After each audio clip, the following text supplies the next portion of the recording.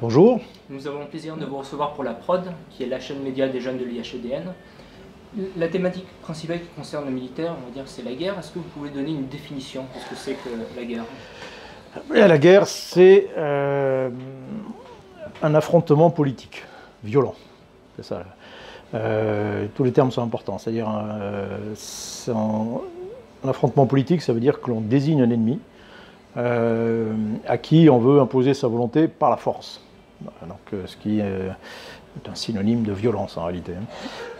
Voilà, c'est à distinguer dans le monopole d'emploi de la force que définit Weber, hein, c'est à distinguer de la police.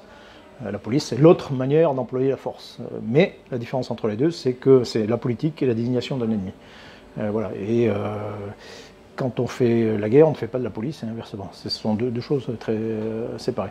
Donc voilà, donc on peut faire la guerre du coup contre n'importe quelle entité politique,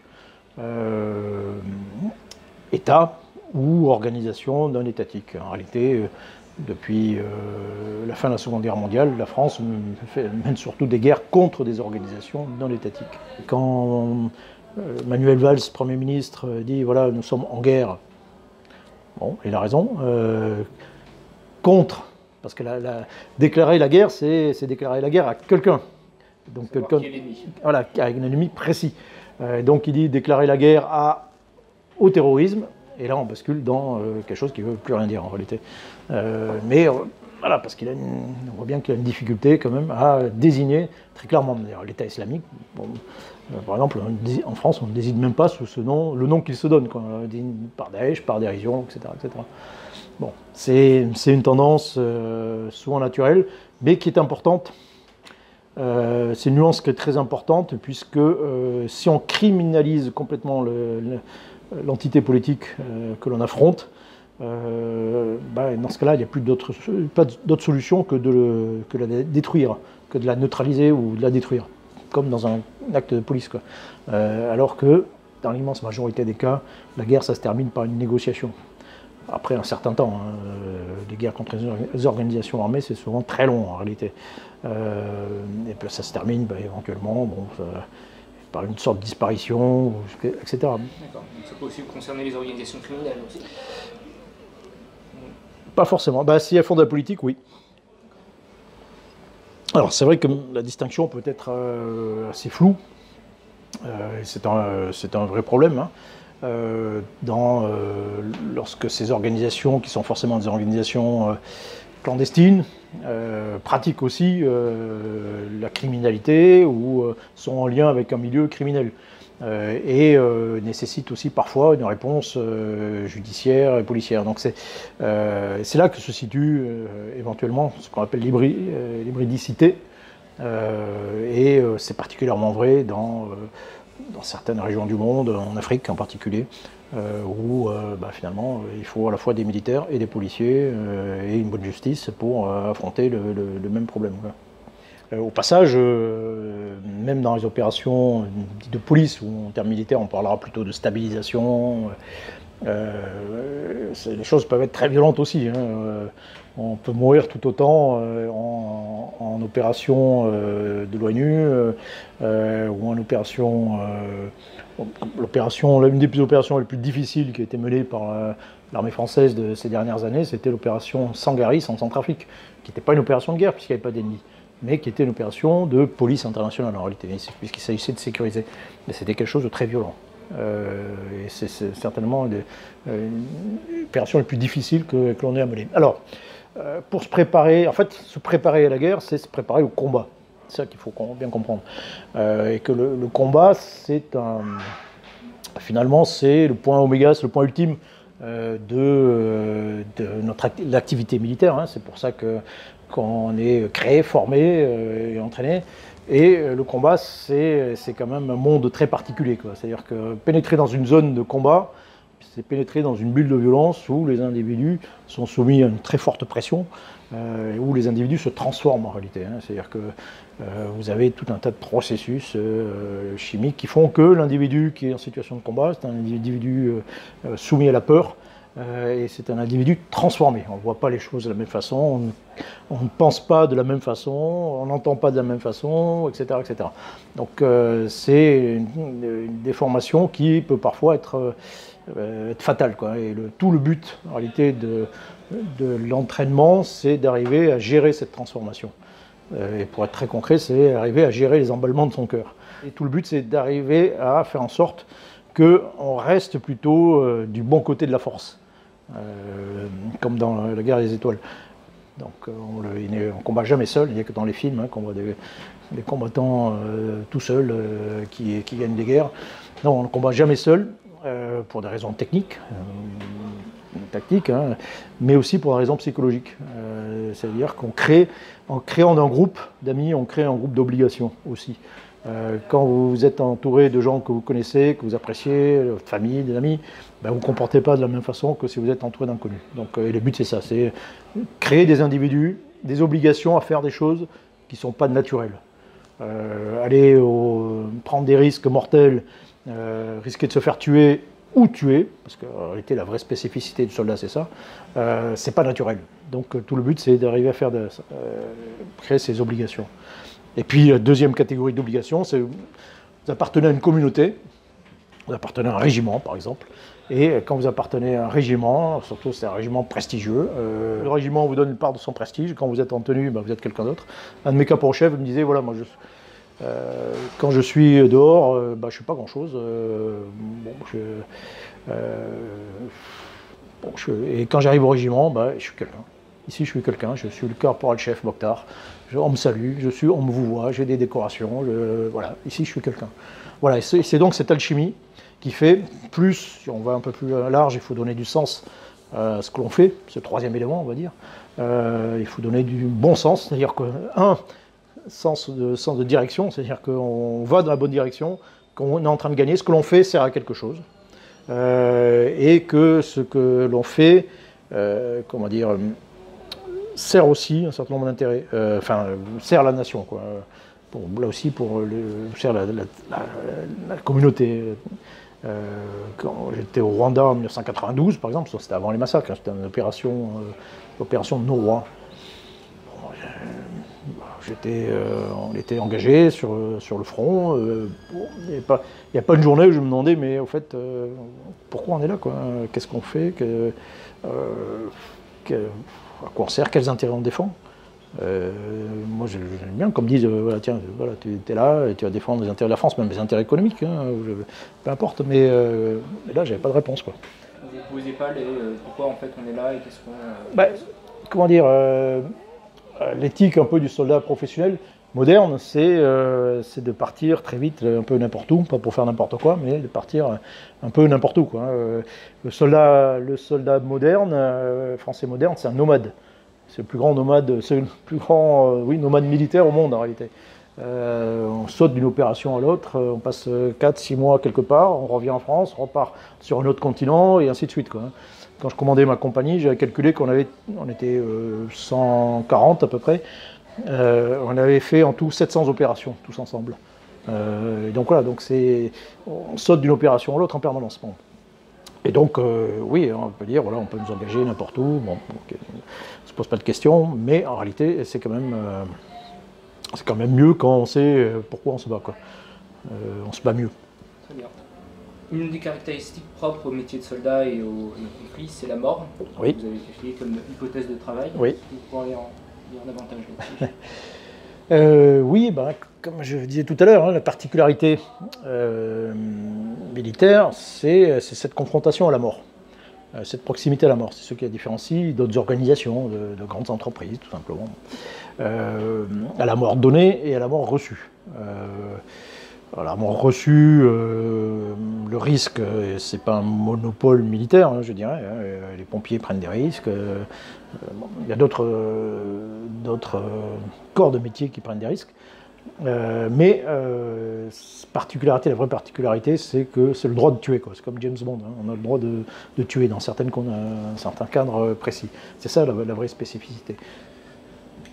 Pouvez-vous nous dire qu'est-ce qu'un chef? Qu'est-ce qui va différencier le commandement du management? l'exercice de l'autorité? Alors, les armées sont des organisations très structurées. Vous avez des chefs partout. C'est pas un hasard.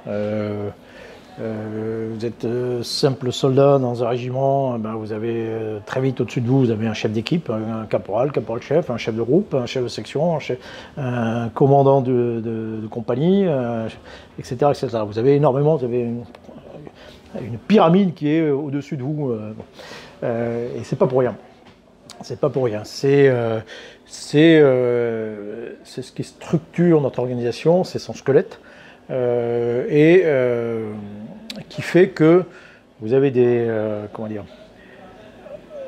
toute une série d'individus, des chefs justement, qui sont là pour prendre des décisions et donner l'exemple, pour simplifier largement. Et particularité du monde militaire, c'est que donc vous avez cet étagement.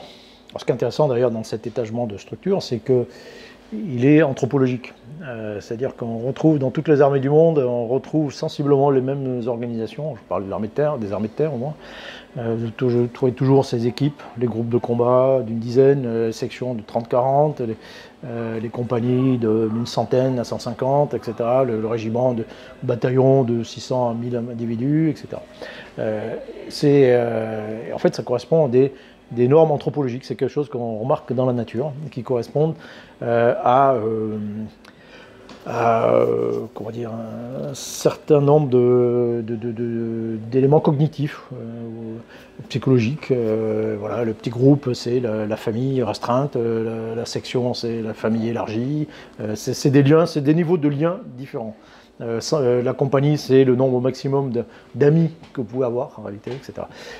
Et bon, comme les armées existent quand même depuis un certain nombre depuis des milliers d'années maintenant, on s'est petit à petit avec la pratique tous alignés sur des choses qui constituent des constantes. Et la plupart des organisations civiles aussi d'ailleurs, les entreprises s'alignent aussi sur un peu ces mêmes éléments. Et donc, à chaque niveau, vous avez des chefs qui ont des responsabilités particulières. Des chefs qui sont en contact, des chefs qui sont plus vous reculez, je dirais, ou plus vous montez dans l'échelle, plus dans la conception ou des conceptions différentes. Vous ne voulez pas laisser penser que lorsqu'on est au bas de l'échelle, les choses sont simples. Non, elles sont différentes. C'est comme de la mécanique quantique. Vous changez d'échelle et le combat au plus petit échelon, c'est extrêmement complexe. Ça se joue en secondes, en mètres, c'est très complexe, mais c'est différent. Le petit n'est pas le simple, c'est autre chose. Mais donc vous avez des chefs qui sont là pour gérer cette complexité, qui sont là pour gérer la peur de tous, la sienne propre, qui sont là pour ces fameuses obligations de comportement, etc. Particularité, c'est que, et c'est souvent une différence avec d'autres organisations, c'est que notamment en France, le chef suprême, le numéro 1, le chef d'état-major des armées, il a commencé tout en bas. Et il a commencé au moins comme chef de section, et il a monté tous les échelons. C'est-à-dire que quand il donne un ordre, il sait ce qu'il demande, et il connaît les conséquences que ça peut avoir. Et ça, c'est un élément important. Alors ça, des gens qui ont d'expérience, forcément, et qui savent ce qu'ils demandent.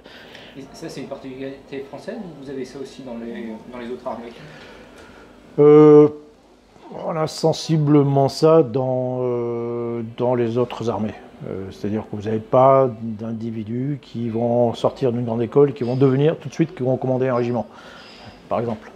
Voilà, c'est le cas dans d'autres institutions civiles, ou dans la police par exemple, voilà, il y a des gens qui ont un statut d'équivalent de colonel alors qu'ils sortent tout de suite d'école. Mais voilà, donc vous avez cette structuration, et toute la difficulté que l'on a après, c'est comment rendre cette pyramide, qui est apparemment très rigide, souple et fluide. Et donc on a tout un tas de processus, là aussi éprouvés par le temps, qui font que finalement les choses se passent, on a une organisation aussi extrêmement efficace. C'est ça qu'il faut bien comprendre. Quand on est capable de lancer une opération militaire. On est capable d'engager plusieurs dizaines de milliers de soldats en quelques jours, quoi, sur quelque chose. Et sur ces dizaines de milliers de soldats, tout le monde, au moment, à leur H, sait ce qu'il a à faire, quoi, et sait pourquoi, quel est son rôle dans l'opération, quoi, du haut jusqu'en bas. Donc il y a toute une série de processus que je trouve particulièrement efficace en réalité. D'accord. Est-ce que c'est dû à la longue histoire qu'a la France avec son histoire militaire, qui remonte à, en tout cas dans son imaginaire, on peut remonter jusqu'à Jules César? Est-ce que ça, tout cet imaginaire assez lointain joue dans cette conception et dans cette manière de faire la guerre? Oui, alors on est une nation belliqueuse. Hein, la France a fait beaucoup de guerres. C'est même certainement un des pays qui en a fait le plus dans l'histoire. J'avais calculé dans l'époque moderne, donc Renaissance jusqu'à la fin de l'Empire, l'armée française conduisait une grande bataille tous les 6 mois. Une très grande bataille tous les 6 mois, pendant plusieurs siècles.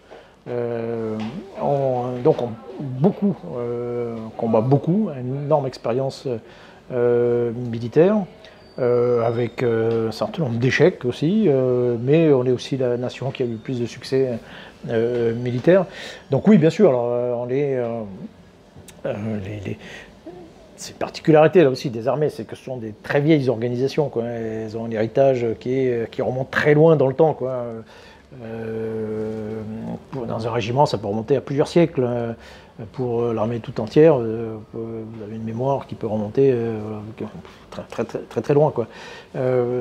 Alors la mémoire, c'est bien, parce que là encore une fois, ça vous oblige à un comportement, ça vous donne des modèles, mais parfois c'est un peu handicapant lorsque on fait des choses qui sont totalement nouvelles, quoi. Ce qui est étonnant, c'est qu'on est effectivement des organisations très vieilles, mais qui sont des organisations extrêmement mobiles. On ne se rend pas forcément compte, mais dans une armée de volontaires, vous avez un turnover qui est extrêmement important, quoi. Tous les ans, en gros, on recrute 20 000 personnes et on sort 20 000 personnes, quoi. Tous les militaires du rang, ils sont sous contrat, ils sont en CDD. Ils font dans l'armée de terre, ils font une carrière de 6 ans, 7 ans, 8 ans en moyenne, quoi. Donc ce que je veux dire, c'est que ça bouge énormément en réalité. Donc c'est une organisation très fluide, très ancienne, mais avec des gens qui bougent énormément. Ce qui a ses avantages, hein, aussi. Hein.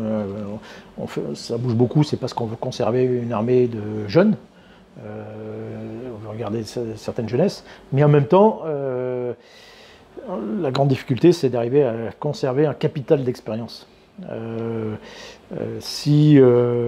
Quand vous avez des soldats qui ont accumulé des opérations en Afghanistan, au Mali, voilà, vous avez une troupe qui a de l'expérience. Au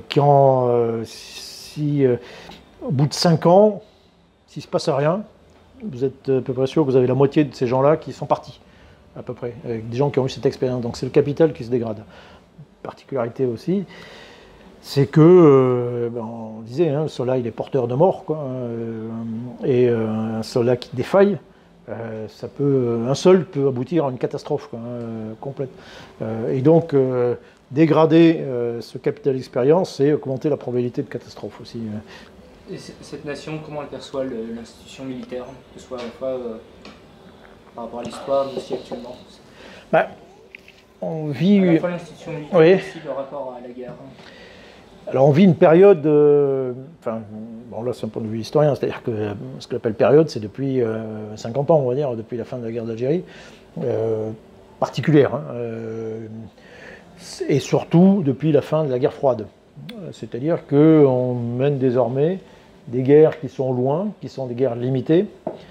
Vous avez, depuis 1962, vous avez 540 soldats dans le monument qui vient d'être édifié pour les soldats tués en opération extérieure. Vous avez 549 noms, si je me souviens bien, sur une période maintenant de plus de 50 ans, quoi.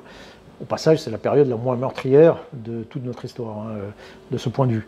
si vous faites un bond de 50 ans entre 63 et 1913, là vous avez des morts par millions, et même si vous faites des bonds successifs. Bon.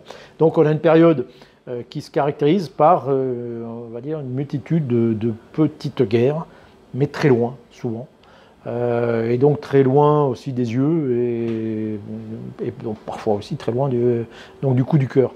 Et ce phénomène s'est encore accentué avec la fin de la guerre froide, où là, pour la première fois de notre histoire, on n'a plus d'ennemis potentiels, importants, majeurs, à nos frontières, quoi. Donc ça, c'est un changement historique majeur. La France est devenue une sorte d'île stratégique. Et donc, tout ça pour dire que il y a un autre élément important aussi, c'est la suspension du service militaire aussi. Et donc, on se retrouve avec dans un contexte qui est un petit peu proche dans l'esprit du XVIIIe siècle, ce qu'on appelle la guerre en dentelle, surtout en France, où l'emploi de la force est très centralisé et très simple en fait. Il suffit que le président le décide, le président de la République, c'est pas comme dans d'autres pays. Donc le président de la République décide d'engager la force, mais on y va, et puis c'est soldats professionnels, ils sont loin. Donc c'est un peu comme les guerres de princes, avec des soldats professionnels, et le reste de la nation n'est pas forcément très impliqué. Cette armée professionnelle, au passage, c'est la plus petite de notre histoire par rapport à la population. Il n'y a jamais eu aussi peu de gens pour défendre la France par rapport à sa population. Et donc voilà, donc c'est une vision, enfin c'est la guerre, c'est au loin, c'est fait par des soldats professionnels qui ont plutôt une bonne image. Le soldat est un peu un soldat méconnu en fait, pas un soldat inconnu, mais un soldat sympathique mais un peu méconnu, quoi. C'est pas trop ce qui fait. Je me rappelle d'un épisode de Plus belle la vie où il y a un des protagonistes qui dit je crois que je vais m'engager dans l'armée, et puis sa copine qui lui dit tu as raison, ils font de l'humanitaire. Et c'était l'époque où vous avez les publicités de recrutement, où vous voyez tout sauf du combat, quoi. Alors que, je disais tout à l'heure, la finalité, c'est le combat, quoi. Notre truc est organisé pour le combat, quoi. Et globalement, quelqu'un qui s'engage réellement dans une unité de combat, il y va pour ça, quoi. C'est pas forcément pour faire de l'humanitaire, même si c'est pas incompatible. Les choses ont un peu changé avec les attentats, avec la guerre contre l'État islamique, contre Al-Qaïda, où la guerre s'est reportée sur le territoire national, puisque le territoire a subi des attaques. On sait que nos soldats maintenant combattent. On sait qu'on commence, depuis l'engagement en Afghanistan, à honorer les morts, ce qui ne se faisait pas avant. Plein de soldats qui tombaient en opération, et on ne les voyait jamais traverser le pont Alexandre III, et ils n'étaient jamais aux Invalides. On a même plutôt tendance à les cacher. Est-ce qu'il y a une avancée au niveau de la production culturelle sur cette question ? Par exemple, la série Le Bureau des légendes, qui est très populaire, ça parle plus du renseignement, mais il y a quand même un lien avec les forces armées. Il y a Le Chant de Loup, qui est un gros succès critique. Ouais. Qu'est-ce que vous en pensez ? Dans le domaine culturel, la vraie nouveauté, c'est que vous avez des militaires qui écrivent. Ça, c'est le premier élément. Qui écrivent des essais. Ok. Est-ce que l'audience va au-delà, on va dire, des seuls initiés, ou je pense qu'il y a une appétence quand même du public pour ces témoignages. Enfin voilà, le phénomène nouveau, c'est le témoignage en fait des soldats. Le gars qui écrit retour d'opération, et qui écrit il y a une nouvelle littérature militaire qui réapparaît depuis une quinzaine d'années quand même. Donc ça, c'est un phénomène nouveau, intéressant. Après, donc il vient des militaires eux-mêmes. Après, dans le traitement inverse, civil, que ce soit par exemple des journalistes. Alors vous avez des bons journalistes, vous avez plein de gens qui traitent de la chose militaire correctement, mieux que qu'on le faisait il y a certainement une trentaine d'années. Je pense qu'il manque, moi j'ai été frappé par exemple, si on parle de littérature et film, un film s'appelle La chute du Faucon Noir, par exemple, qui décrit une opération militaire à Mogadiscio. Au départ, c'est un livre écrit par un journaliste Max Bowden, qui décrit en détail toute une opération militaire. Bon. J'attends, j'étais très frappé aussi par un livre de Neil Sheehan qui s'appelle L'Innocence perdue, qui raconte la vie d'un colonel américain au Vietnam, qui est un monument. Et j'aimerais voilà, qu'il y ait en France des gens qui prennent le temps de décrire en profondeur des choses sur la chose militaire. Et après, du point de vue cinéma, alors, ce qui est intéressant dans cet exemple de la chute du Faucon Noir, c'est que quasiment le même combat a eu lieu quelques mois plus tôt avec des Français. Voilà, les Français ont livré dans la même zone qui est décrite dans le film, ou dans le livre, ont réalisé un combat que eux, pour le coup, ont réussi. Mais jamais personne n'en a fait ni un livre ni un film. C'est quel combat?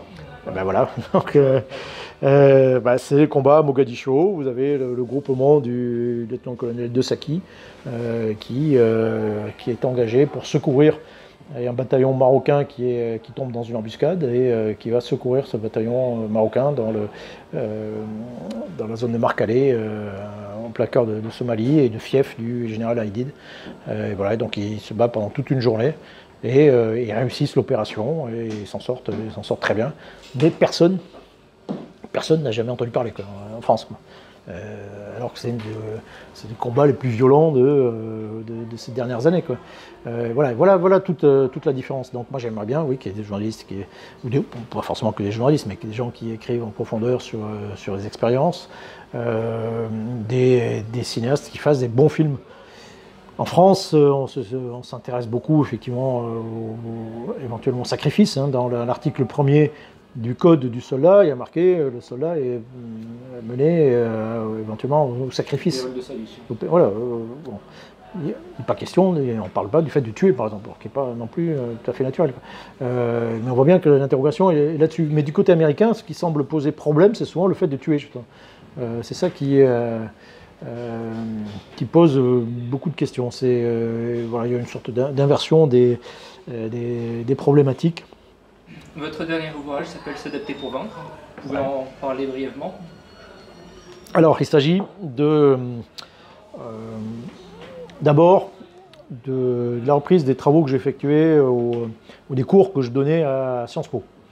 Je donnais des cours de Sciences Po sur l'innovation militaire, sur la manière dont les armées évoluent. Voilà. Donc c'était sujet historique, c'était du silex au cyber. J'ai retenu un certain nombre de ces travaux que j'ai développés sur la guerre moderne. C'est-à-dire que je prends comme point de départ la révolution industrielle, l'époque où le changement devient perceptible. C'est-à-dire qu'à partir du milieu du 19e siècle, vous voyez la société changer autour de vous. Ce n'est pas le cas avant. Vous pouvez faire toute votre vie sans voir un moindre changement. Vous pouvez faire toute une carrière militaire sans avoir à vous remettre en question. À partir du 19e siècle, même les révolutions, la Révolution française, etc., voilà, le changement est permanent. Tout change. Et donc il faut le prendre en compte. Il faut le prendre en compte dans les armées, c'est-à-dire qu'il faut aussi se remettre en question régulièrement autour d'une carrière militaire, etc., etc. Et donc ça c'est mon point de départ, et je prends un certain nombre de cas concrets depuis cette époque, l'armée prussienne, qui est peut-être la première organisation à avoir intégré cette notion de changement, le cas de l'armée française pendant la Première Guerre mondiale, qui est un peu un sujet de prédilection, les campagnes aériennes au-dessus de l'Allemagne pendant la Seconde Guerre mondiale, l'histoire de la Royal Navy, aussi c'est très, très intéressant, puis des conflits plus modernes, la guerre d'Algérie, comment l'armée française s'est adaptée ou non à la guerre d'Algérie, et puis un sujet qui m'intéressait beaucoup, c'était la manière dont on anticipe la guerre, ce qu'on imagine de la guerre qu'on va faire, et puis la guerre réelle que l'on fait. Et donc je prends le cas de l'armée américaine, de l'US Army, et dit voilà comment l'US Army, depuis 1945, anticipe la guerre, voit qu'est-ce qu'elle voit et qu'est-ce qu'elle fait, qui est généralement en décalage complet. Et c'est ce décalage qui est intéressant, quoi. Et à partir de là, j'essaie de déterminer un peu, faire une synthèse, de savoir un peu comment justement, globalement, les armées évoluent, parviennent à évoluer faire tout ce cycle d'innovation et d'évolution, d'adaptation, de la base à la base, en fait, souvent. Et selon vous, aujourd'hui, quelles sont les adaptations nécessaires pour vaincre, et est-ce qu'elles concernent seulement exclusivement l'outil militaire? Alors, on parlait de la guerre. Il faut bien comprendre que ce ne sont pas les armées qui font les guerres, ce sont les nations. Ce sont les nations qui font les guerres. Les armées sont un instrument premier, souvent majeur, mais ce n'est pas le seul. Hein. Il faut mobiliser les esprits, il faut mobiliser l'économie, il faut faire de la diplomatie, il y a tout un tas de choses à faire, mais c'est l'ensemble de la nation. Une armée, elle est aussi, c'est comme une plante. Hein. Une plante, elle s'oriente vers le soleil et elle a des racines dans le sol. Le soleil d'une armée, c'est l'ennemi, c'est celui sur lequel on va se concentrer pour essayer de le vaincre. Mais en même temps, les ressources, elles viennent de la nation. La légitimité vient de la nation, etc. Toutes les difficultés que l'on peut voir dans un certain nombre d'armées, je sais pas, africaines, où on se dit, bon voilà, il suffit de former ces gens-là pour faire des armées efficaces. Non, on n'est qu'à l'écume. Hein. Si ces armées ne sont pas soutenues par un État légitime, solide, si elles ne sont pas payées, si elles ne sont pas considérées comme légitimes par la nation, etc., vous pouvez faire toute la formation technique que vous voulez, ça ne servira pas, au bout du compte, ça ne servira pas à grand-chose. Donc ça, c'est le premier élément. Donc ce sont les nations qui font les guerres, qui emploient les forces armées. Quand on regarde les opérations, notamment celles qui ont échoué, vous apercevez que c'est souvent essentiellement un problème stratégique, politique, avant d'être un problème tactique, militaire. Sun Tzu disait, voilà, une bonne tactique sans stratégie, c'est du bruit avant l'effondrement. Voilà, parmi le plus grand désastre militaire français de ces 50 dernières années, c'est l'engagement à Beyrouth, en 1983-84. Vous avez autant de soldats français qui tombent à Beyrouth que pendant les 11 ans d'engagement en Afghanistan, en 18 mois à Beyrouth. Pourquoi? Parce qu'ils sont placés dans une situation impossible par le politique. Et donc c'est souvent cet encadrement, ce cadre politique. Que veut-on? Quels sont les moyens qui sont engagés? Correspondent-ils à l'objectif? Est-ce qu'il y a qui sont les ingrédients premiers de la réussite ou non d'une opération? Ensuite, pour être plus précis sur les opérations en cours, comment dire, on va faire un bilan. On a une armée. Est-ce que notre armée est en train, est-ce que notre nation, pardon, est-ce que la France est en train de gagner la guerre contre les organisations djihadistes, par exemple? Nous sommes en guerre actuellement contre les organisations djihadistes. Bon, voilà. Est-ce qu'on est en train de gagner? C'est pas très clair en réalité, hein, parce que souvent, l'engagement militaire est parfois perçu comme une fin en soi. Comment dire? Je dis, en France, il est facile d'engager, pour le politique, pour l'exécutif, il est facile d'engager la force armée. On décide et on y va. En plus, ça marche bien, hein, on donne un ordre, on y va. C'est pas toujours le cas dans d'autres institutions, mais bon. Et donc, il y a parfois un peu une sorte d'abus, quoi. Vous montrez que l'on fait quelque chose, hop, on engage l'armée. Et donc, du coup, parfois, c'est aussi une des raisons pour laquelle on accumule les opérations. Mais comme disait Machiavel, c'est pas parce qu'on commence une guerre quand on veut, on la termine quand on peut, quoi. Et donc, parfois, on s'engage dans les trucs, on empile des opérations et jusqu'à une sorte d'inefficacité globale, quoi, je m'explique. Parfois, on fait des opérations, par exemple, qui sont des opérations purement anxiolytiques. En 1986, il y a eu les attentats à Paris. Les attentats, ils étaient d'origine iranienne. Tout le monde le savait, c'était clair, on était en confrontation avec l'Iran, pour de bonnes et mauvaises raisons. Attentat à Paris, réaction du Premier ministre à l'époque, on était en période de cohabitation, donc le chef de l'exécutif, il dit, voilà, on va engager l'armée aux frontières. Bon. Donc moi je me suis retrouvé par exemple à frontière luxembourgeoise avec des policiers, des douaniers, et je barrais de mon corps la France aux terroristes luxembourgeois, quoi. Bon, alors ça a marché, parce qu'il n'y a jamais eu d'attentat luxembourgeois à Paris, enfin en France, mais ce que je veux dire, c'est très clairement, il y avait une déconnexion complète de l'intérêt de la mission militaire et enfin voilà, une opération militaire, elle a toujours plusieurs publics en réalité. On cherche des effets sur plusieurs publics, sur l'opinion publique, enfin sur l'ennemi. Normalement, c'est le premier public, c'est l'ennemi. Hein. On cherche l'effet que l'on cherche à obtenir, c'est l'ennemi, obtenir sa soumission. Mais en même temps, on cherche des effets sur l'opinion publique, on peut chercher des effets sur des alliés, les Américains par exemple, etc. Et donc là, typiquement, on était dans une opération dont le public, c'était l'opinion publique justement, c'était pas les Iraniens. Hein. Les Iraniens se foutaient à peu près complètement qu'on soit sur la frontière luxembourgeoise ou à Nice. Et donc, pour reprendre des exemples plus contemporains, attentat janvier 2015, hop, on développe l'opération Vigipirate, ça devient Sentinelle. Bon. Et en même temps, on était engagé déjà au Mali. Simultanément, on décide de s'engager en opération Sangaris en Centrafrique. Au passage, Centrafrique, on dit voilà, on va partir pour 6 mois. Ça durera 6 mois. En fait, ça a duré 3 ans, par exemple. Et en même temps, que les Américains nous demandent venez dans la coalition en Irak, ben on y va. Et donc, on empile toute une série d'opérations. Et au bout du compte, on se retrouve dans un engagement maximum pour des effets stratégiques sur nos ennemis ben, qui sont quand même relativement flous. On manque complètement, au moins, au principe de concentration des efforts. On est en une pleine dispersion des efforts parce qu'on veut satisfaire plein de choses, etc. Donc ça, c'est un premier élément. Le contexte stratégique est extrêmement important. Après, dans l'outil lui-même, l'armée française sort quand même globalement d'une crise.